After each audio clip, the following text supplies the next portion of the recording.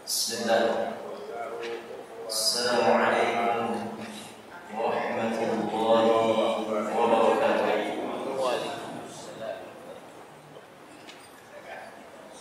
Alhamdulillah, wassalatu wassalamu ala rasulillah nabiyyina Muhammadin wa ala alihi wa ashabihi ajma'in.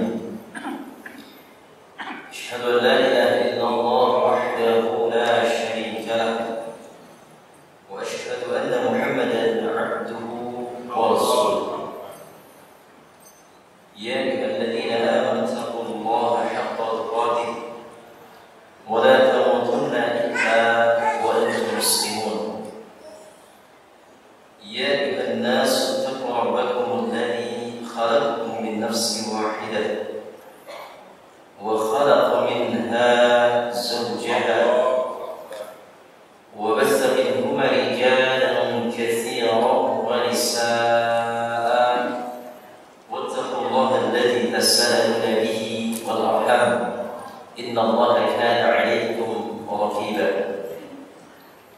يا أيها الذين آمنوا اتقوا الله وقولوا قولا سديدا يصلح لكم أعمالكم ويغفر لكم ذنوبكم ومن يطع الله ورسوله فقد فاز فوزا عظيما. أما بعد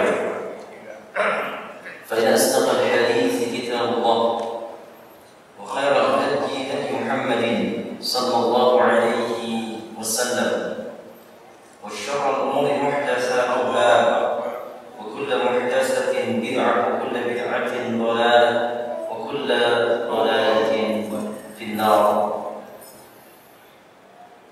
معاشر المسلمين والمسلمات جماعة صلاة المغرب مسجد بيت الرحيم yang dimuliakan Allah Subhanahu wa taala.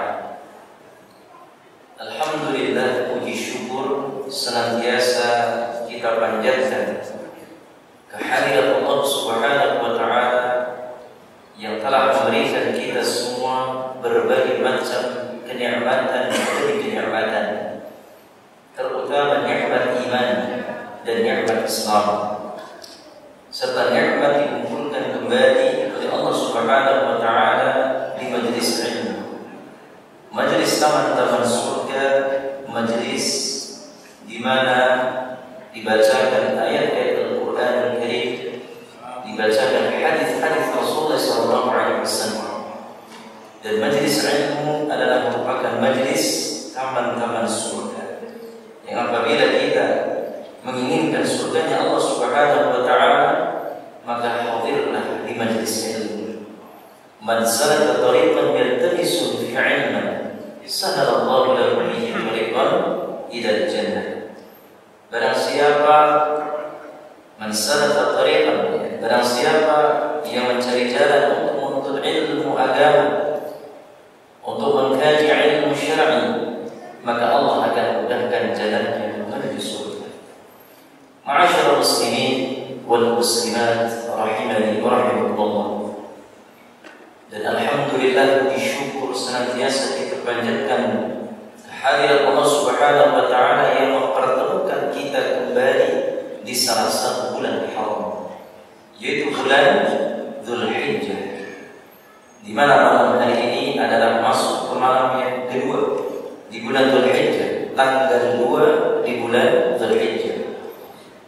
Maka kita diperintahkan untuk memperbanyak amalan saleh di 10 pertama di bulan Dzulhijjah, karena barang siapa yang melaksanakan amalan saleh, apapun bentuk amalan saleh tersebut, baik puasa, salat, zikir, bertakbir, kemudian bersedekah, serta amalan-amalan yang lainnya, maka Allah Subhanahu wa taala akan melipat gandakan pahalanya. Dan di 10 hari pertama di bulan Dzulhijjah, apabila kita melakukan amalan saleh, pahalanya melebihi jihad di jalan Allah, sebagaimana disebutkan dalam sebuah hadis Ali bin Abbas radhiyallahu anhu qala qala Rasulullah sallallahu alaihi wasallam ma min ayyamin العمل الصالح فيها أحب إلى الله من هذه الأيام يعني أيام العشر. قالوا يا رسول الله ولا الجهاد في سبيل الله؟ قال ولا الجهاد في سبيل الله إلا رجل خرج بنفسه وماله فلم يرجع من ذلك بشيء. رواه Al-Bukhari wa Abu Dawud wa Ahmad At-Tirmidzi. Di sini disebutkan Ibnu Abbas radhiyallahu anhu, dari Ibnu Abbas radhiyallahu anhu, semoga Allah meridainya, ia berkata, Rasulullah sallallahu alaihi wasallam bersabda, "Ma min ayyamin al-'amal as-salih fiha ahabbu ila Allah min hadhihi al-ayyam."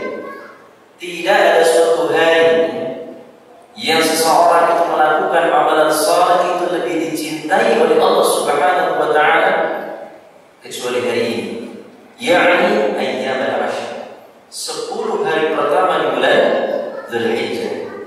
Lantas para sahabat bertanya, "Ya Rasulullah, wala jihad fi sabilillah?"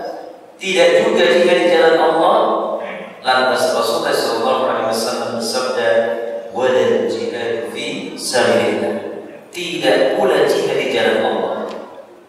Illa rajulun, kecuali seseorang kharaja min nafsihi, keluar dengan berjihad, membawa dirinya, wa malihi, dan hartanya, falam yarji min dzalika bisyai'in, kemudian dia tidak kembali lagi, hartanya tidak kembali, dan jiwanya juga tidak kembali, alias dia meninggal dalam keadaan mati syahid. Orang yang meninggal mati syahid baru bisa menyamai seseorang yang melaksanakan amalan saleh di 10 pertama di bulan Dzulhijjah.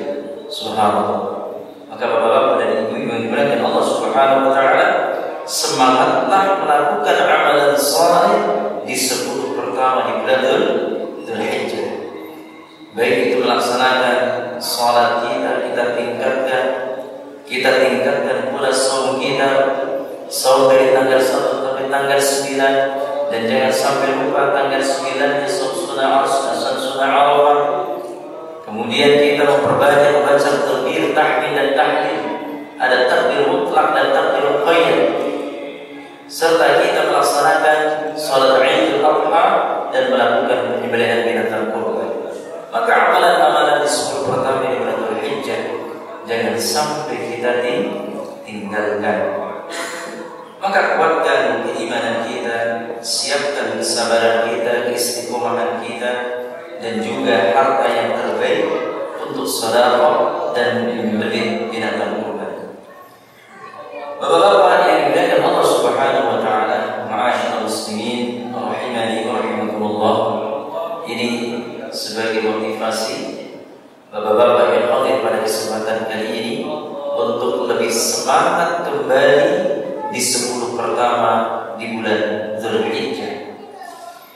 Kemudian yang ikhwan dan akhwat fillah, azza Allah wa yakum, kita akan kembali mengkaji kajian kita, yaitu tafsir juz yang ke-30, dan kita sudah masuk di surah An-Nasr. Silakan Bapak dan Ibu untuk dibuka Al-Qur'annya. Kita akan mengkaji, membaca dengan baik dan benar sesuai dengan qaidah ilmu tajwid. Kemudian kita terjemahkan kata per kata dan kita kaji ayat per ayat. Kita akan membaca di sini surah An-Nasr. Silakan dibaca, dibuka Al-Qur'annya. Kalau hafal alhamdulillah. Tirukan Bapak ya. A'udzu billahi minasy syaithanir rajim.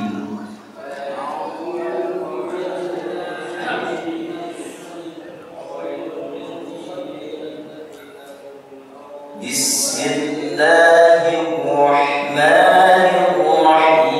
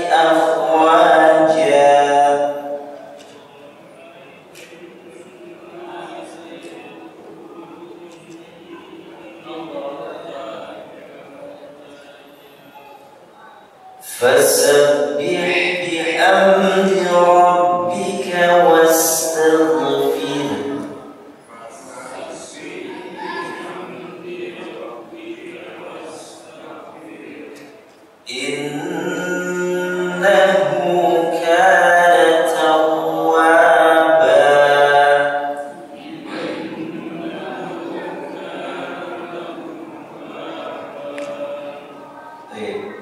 Ini surah An-Nasr.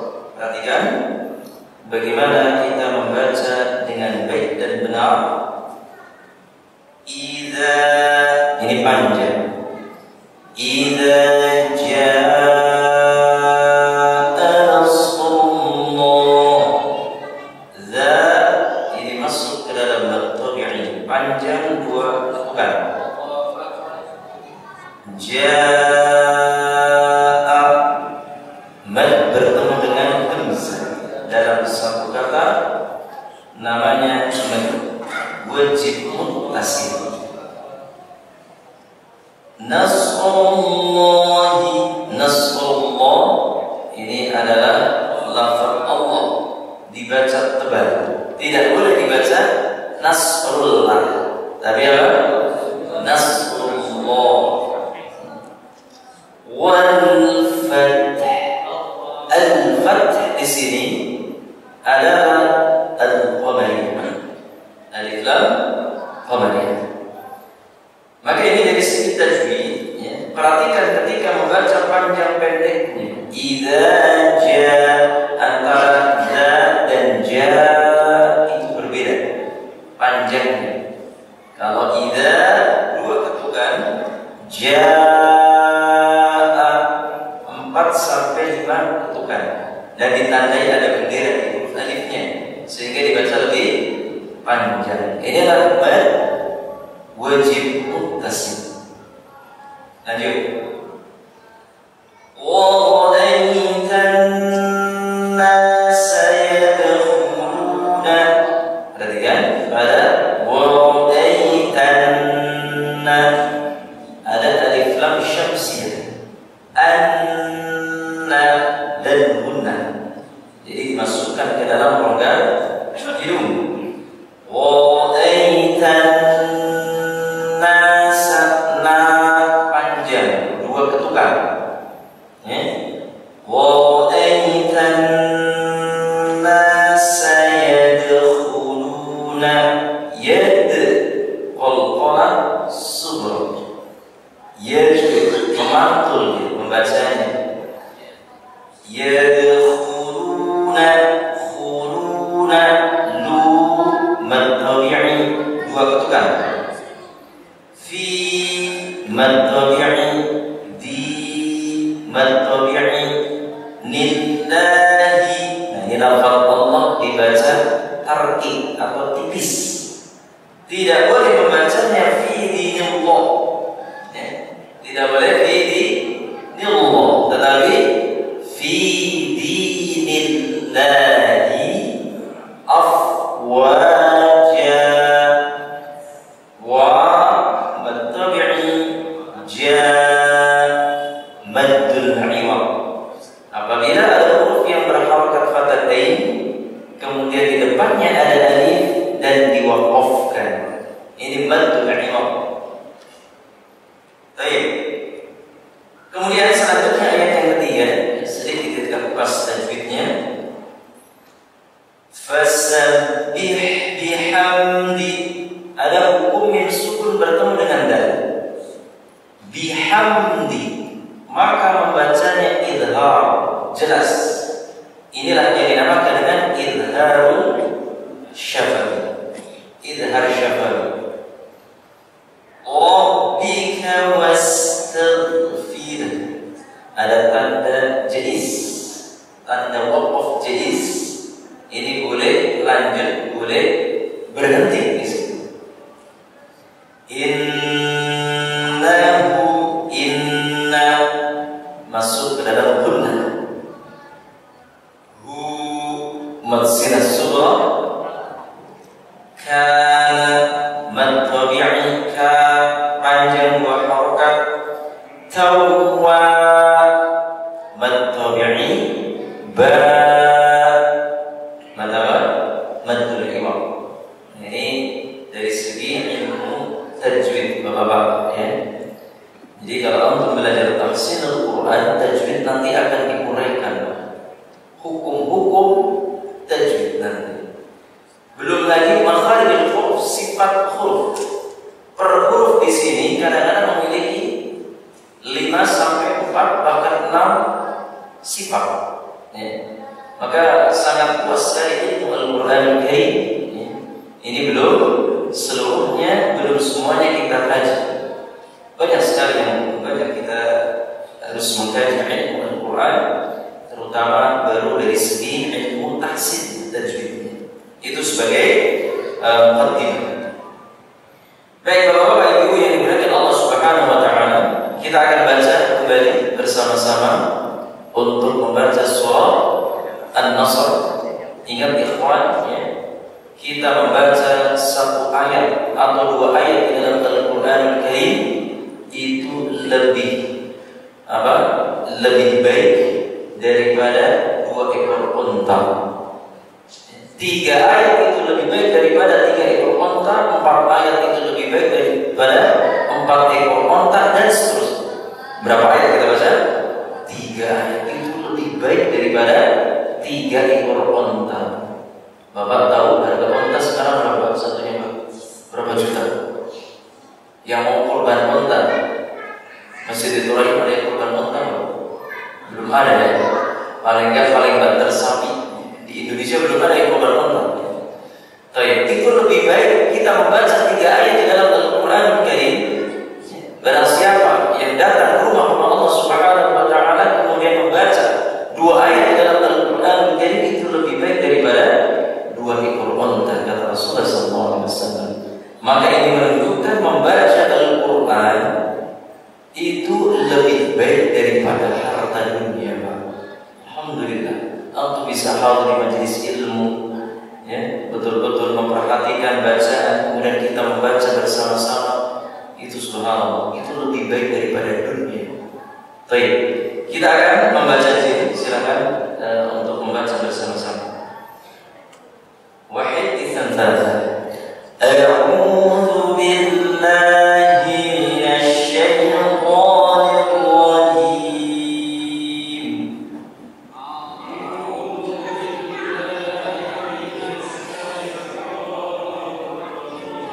Ayo kita baca bersama-sama. Bismillah. Bismillah.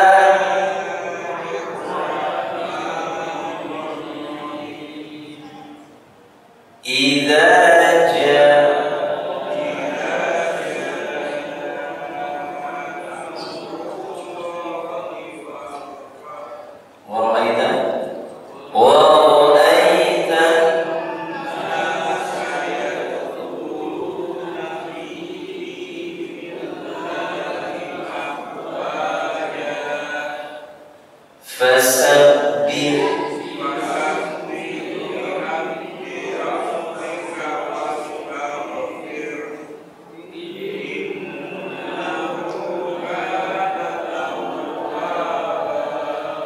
hafal Bapak-bapak ya, karena surah ini surah andalan juga, ya. Salah satu surah yang pendek 3 ayat yang kita biasa gunakan untuk sholat sunnah kita, untuk sholat ya seharinya.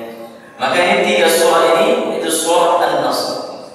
Sekarang kita akan kupas setelah kita membaca, kemudian kita sedikit mengetahui tentang ilmu tajwidnya. Sekarang kita akan membaca di sini atau mengupas makna dari surah An-Nasr. Di mana di sini surah An-Nasr? Kita akan membahas mengenai surah An-Nasr ini. Di mana surah An-Nasr adalah merupakan surah yang ke-110. Surah An-Nasr adalah termasuk surah yang ke-110.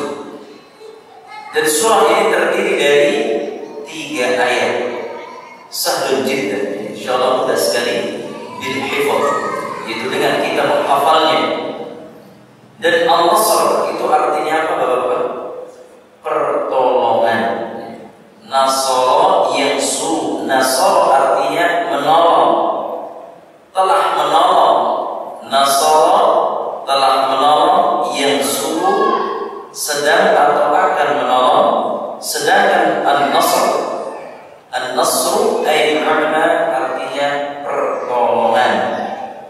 Dan surah An-Nasr di sini adalah termasuk surah yang diturunkan di kota Madinah atau Madaniyah. Baik ayuhal ikhwan rahimani wa rahimakumullah. Di sini maksudnya adalah nasrullahu Nabi sallallahu alaihi wasallam ala musyrikin. Jadi Allah Subhanahu wa taala menolong Rasulullah sallallahu alaihi wasallam ala musyrikin, atas orang-orang musyrik. Jadi betul-betul Allah menolong Nabi kita yang mulia sallallahu alaihi wasallam dari orang-orang musyrik. Wa fataha Rasul Makkah, dan Rasulullah sallallahu alaihi wasallam membuka kota Makkah. Wa dakhala al-'arabu fil Islam afwaja, dan orang-orang Arab pada saat itu mereka berbondong-bondong untuk masuk ke dalam agama Islam. Itu adalah salah satu dari makna dari An-Nasr yang artinya pertolongan. Kemudian ayat ikhwan wal akhwati fillah azanallahu wa iyyakum. Dan surah ini berisi tentang kemenangan. Ya. Tadi sudah disebutkan berisi tentang kemenangan.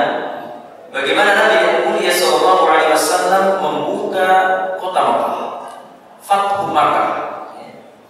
Yang pada saat itu Nabi melakukan sholat sebanyak 8 rakaat pada saat waktu duha. Sebagai bentuk apa? Sebagai bentuk rasa syukur kepada Allah Subhanahu wa taala yang telah diberikan kemenangan oleh Allah Subhanahu wa taala, yang telah menaklukkan kota Makkah. Dan surah An-Nasr dikenal juga di sini sebagai surah At-Tawbih. At-Tawbih di sini artinya apa?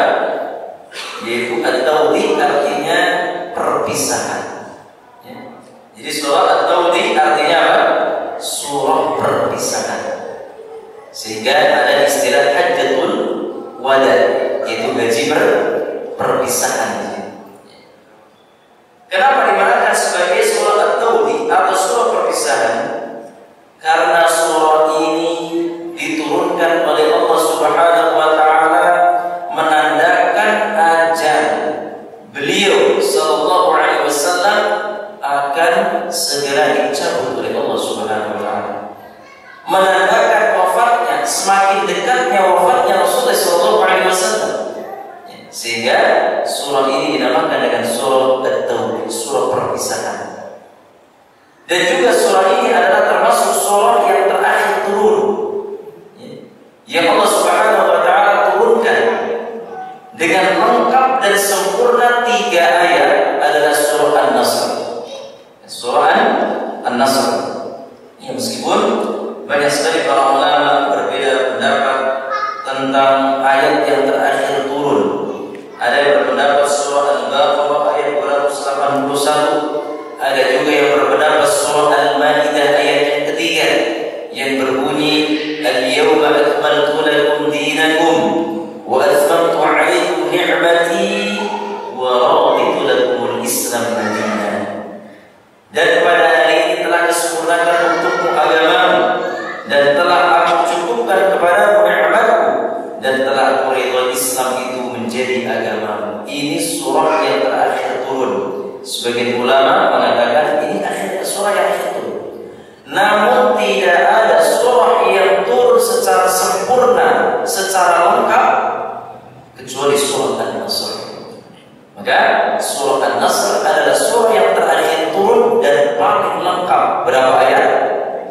3 ayat. Meskipun 3 ayat, namun dia surah yang lengkap di sini. Dinamakan dengan surah An-Nasr. Baik. Dan ini adalah ikhwan azanallahu wa iyyakum. Maka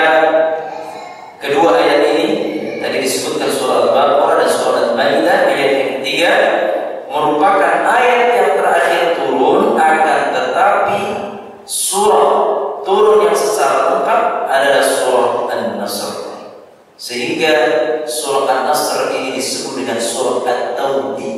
Artinya apa tadi? Perpisahan. Kenapa tadi dikatakan surah perpisahan? Karena semakin dekat ajalnya Rasulullah SAW.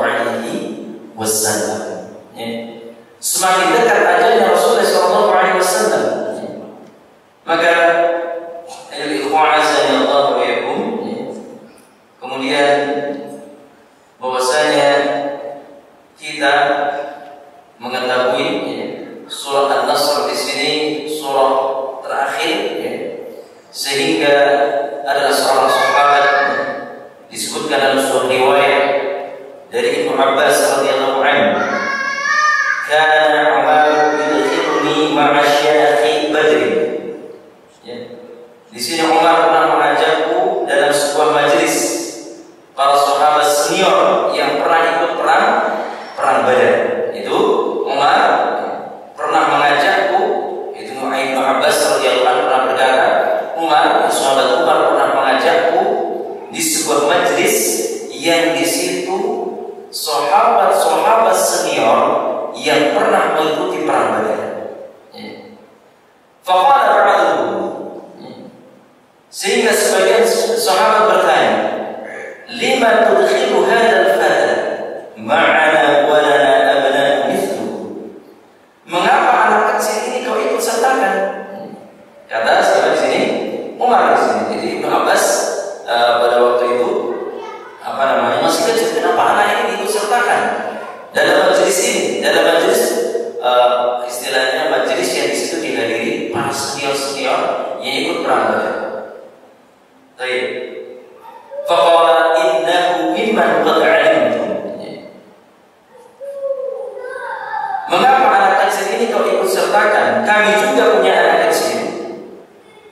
Fada'ahu dzata innahu mimman qad 'alimtum. Kami juga punya anak kecil seperti dia.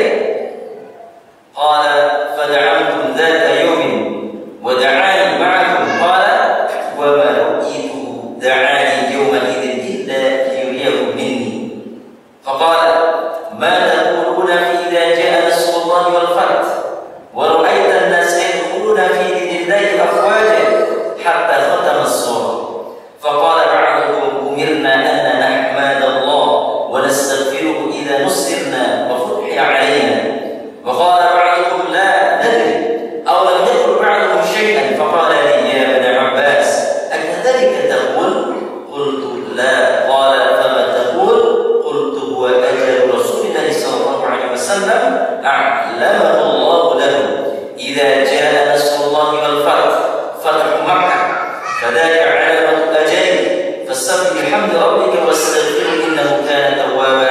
Qala Umar ma a'lamu minha illa ma ta'lam. Di sini ini saya bacakan tentang sebuah riwayat dari Ibnu Abbas.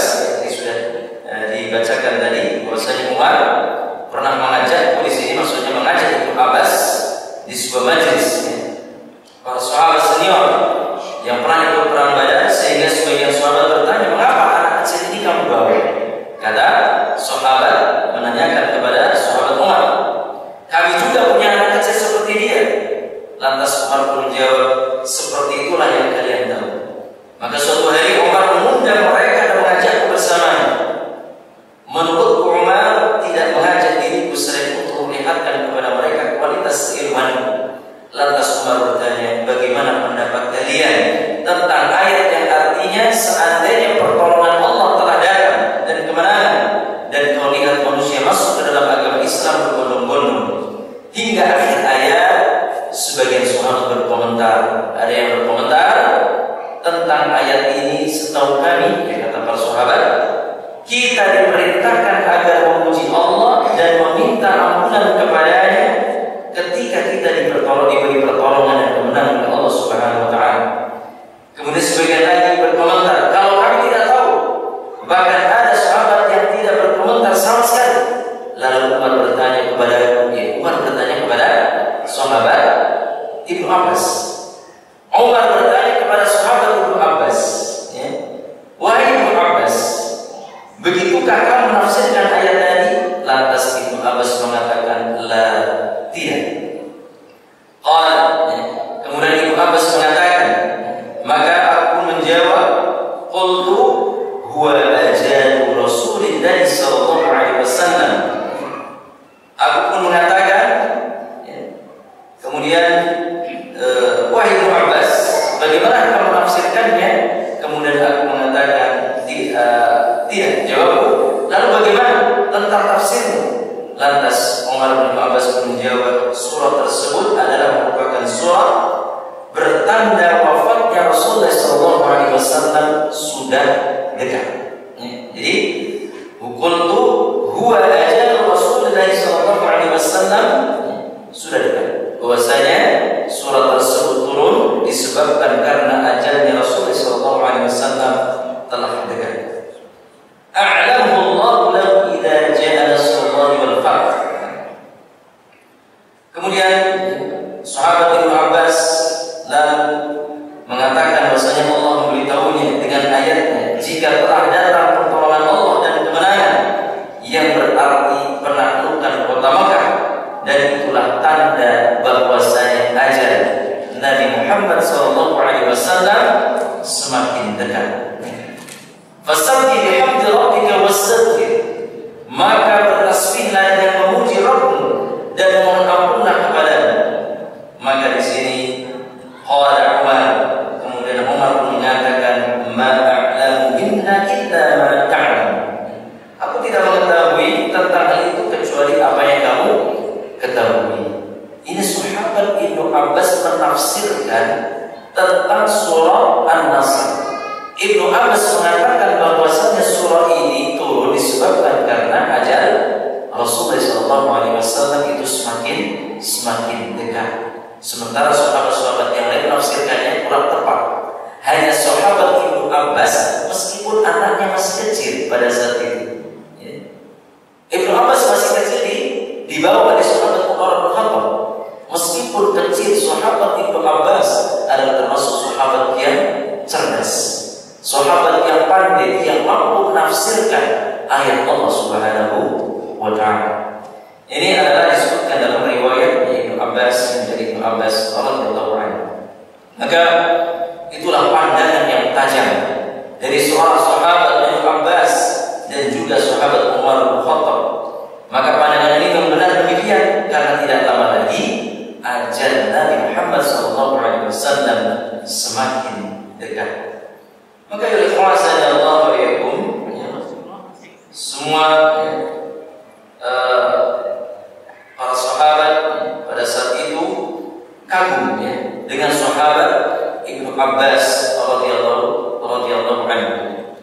Maka oleh kuasa Allah wa'alaikum, di akhir-akhir ayat pun kita diperintahkan untuk di sini disebutkan wastaghfir innahu kana tawwaba, atau di dalam akhir ayat dikatakan fasabbih bihamdi rabbika, maka bertasbihlah dengan menyebut nama Rabb, wastaghfir, dan memohon ampunlah kepada Rabb, innahu kana tawwaba, sesungguhnya Allah Subhanahu wa taala Maha penerima taubat.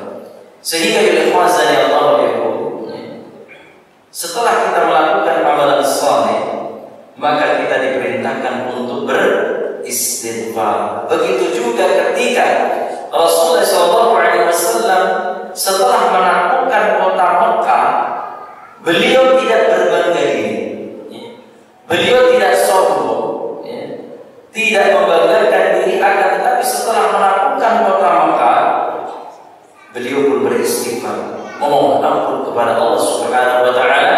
Kenapa? Karena di dalam penaklukan kota Mekah tidak semata-mata karena hasil usaha Rasulullah SAW. Itu adalah pertolongan dari Allah Subhanahu wa taala. Maka tidak boleh takabur, tidak boleh sombong. Maka ketika kita selesai melaksanakan amalan soleh, jangan kita takabur bahwa saya sudah puasa, saya 10 hari pertama di bulan Dzulhijjah 9 hari, wah saya sudah sholat, saya sudah sholat tahajud, saya sudah menuntut ilmu dan sebagainya, sehingga timbul dalam diri kita apa? Sifat takabur, berbangga diri. Maka ini tidak boleh.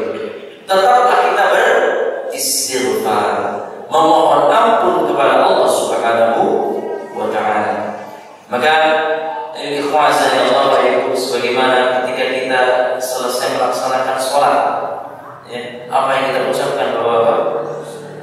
Setelah Assalamualaikum warahmatullahi, Assalamualaikum warahmatullahi, apa yang diucapkan? Astaghfirullah, astaghfirullah, astaghfirullah. Padahal kita selesai melaksanakan amalan saleh. Lalu bagaimana apabila kita telah melaksanakan kemaksiatan kepada Allah, melakukan dosa, maka lebih wajib lagi untuk apa? Beristighfar. Baik. Begitu halnya setelah majelis ilmu. Majelis ilmu kita pun diperintahkan untuk menutup doa dengan kafaratul masjid, kafaratul majlis, kafaratul majlis.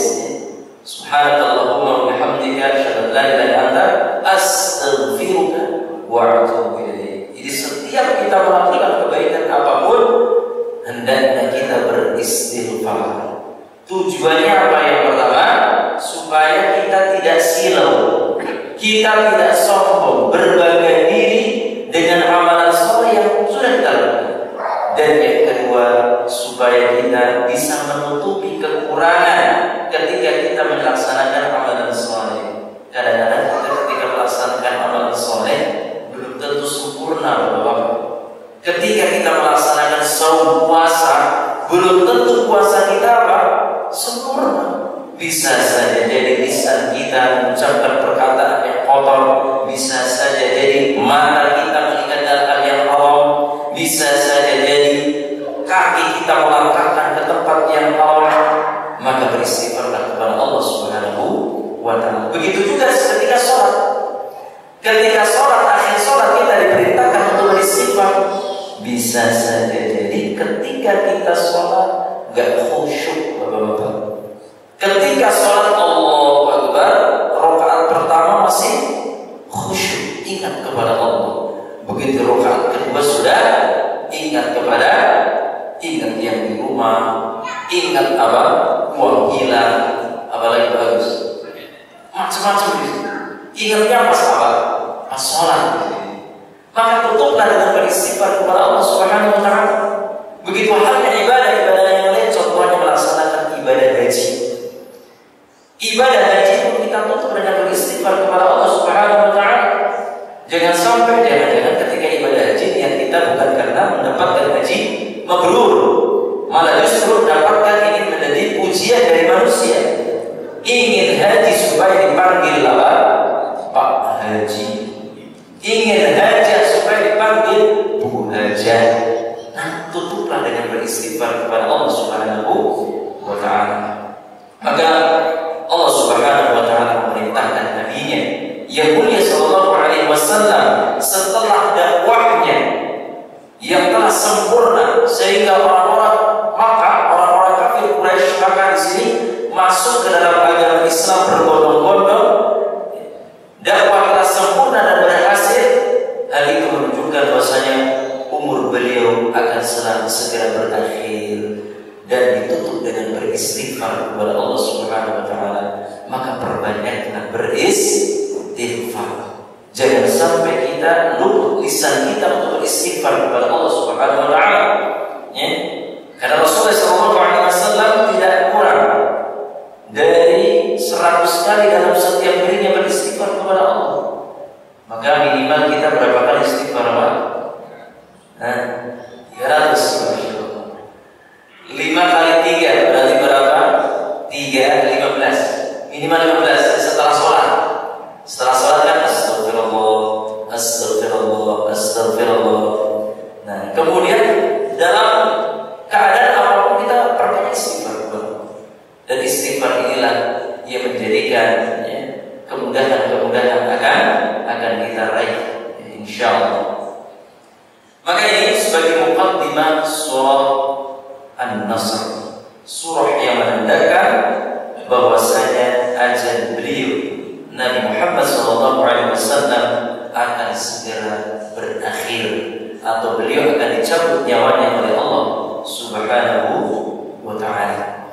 Maka dari kuasa Allah ini, hendaknya kita terus bertasbih, beristighfar kepada Allah Subhanahu wa ta'ala, terutama di 10 pertama di bulan Dzulhijjah ini. Kita diperintahkan untuk apa? Memperbanyak takbir, tahlil, tahmid,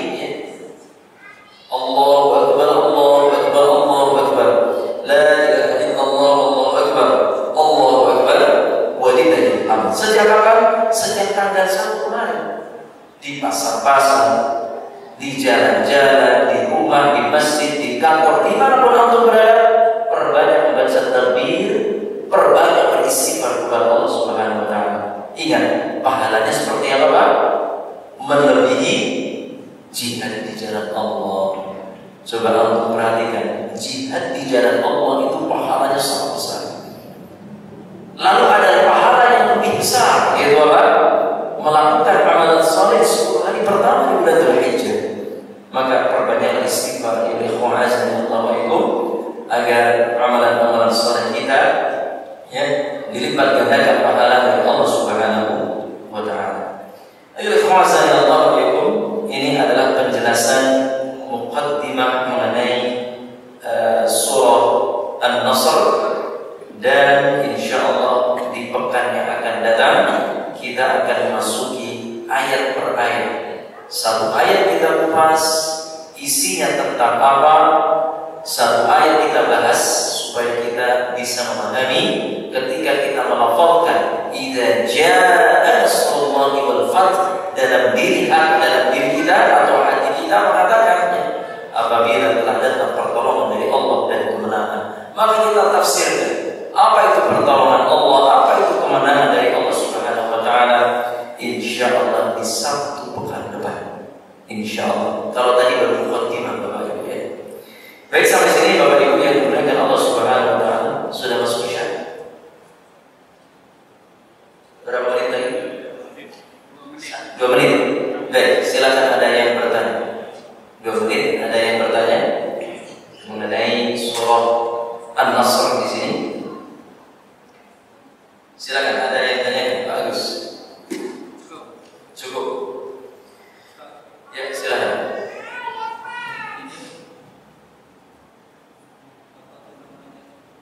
Surat ini kalau kita baca, tadi kan Ustaz bilang kata-kata Nabi Akan wafat.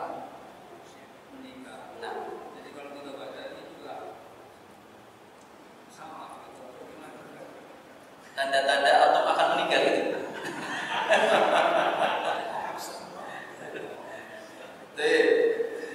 Berarti kalau kita baca berarti kita tanda-tanda kita akan meninggal. Ini adalah termasuk tanda-tanda kenabian ya. Bukan berarti ketika kita membaca surah An-Nasr kemudian kita akan meninggal dunia. Kita tidak mengetahuinya. Ajar kita tidak mengetahui. Hanya Allah Subhanahu wa taala yang mengetahui. Akan tetapi surah An-Nasr di sini diturunkan oleh Allah Subhanahu wa taala kepada Rasulullah SAW, itu sudah diberitahu. Nanti kita akan masuk ke tafsirnya. Kenapa sih surah ini kok termasuk tanda-tanda kematian Rasulullah SAW? Maka dikabarkan seperti itu. Maka ketika kita membaca surah An-Nasr bukan berarti tanda-tanda kematian kita akan datang. Enggak juga, enggak seperti itu Pak ya. Tapi karena kematian hanya Allah Subhanahu wa taala yang mengetahui. Tetapi apa? Kullu nafsin dha'iqatul maut. Tiap-tiap yang bernyawa pasti akan mengalami kematian. Baik saya yang menyampaikan pada kesempatan kali ini dan antum semuanya akan mati. Pasti antum semua itu calon-calon semua. Calon mati kita semua pasti ya. Karena itu kita tidak akan mengetahui aina man takunu yudrikumul maut walau kuntum fi burujin musyayyadah. Dimanapun kalian berada, kematian pasti akan menghampirimu, kendati pun kamu berada di dalam benteng yang tinggi lagi kokoh. Maka apabila kematian sudah mendatangimu, menghampirimu, tidak akan ada yang bisa mencegah meskipun hanya sesaat. Demikian Pak ya. Wallahu a'lam bishawab. Semoga Allah Subhanahu wa taala mewafatkan kita dalam keadaan husnul khatimah. Dan ketika kita meninggal dunia mampu mengucapkan la ilaha illallah. Demikian yang bisa disampaikan. Wallahu a'lam bishawab. Karena waktunya sudah isya, kita tutup dengan doa kafaratul majlis. Subhanallah.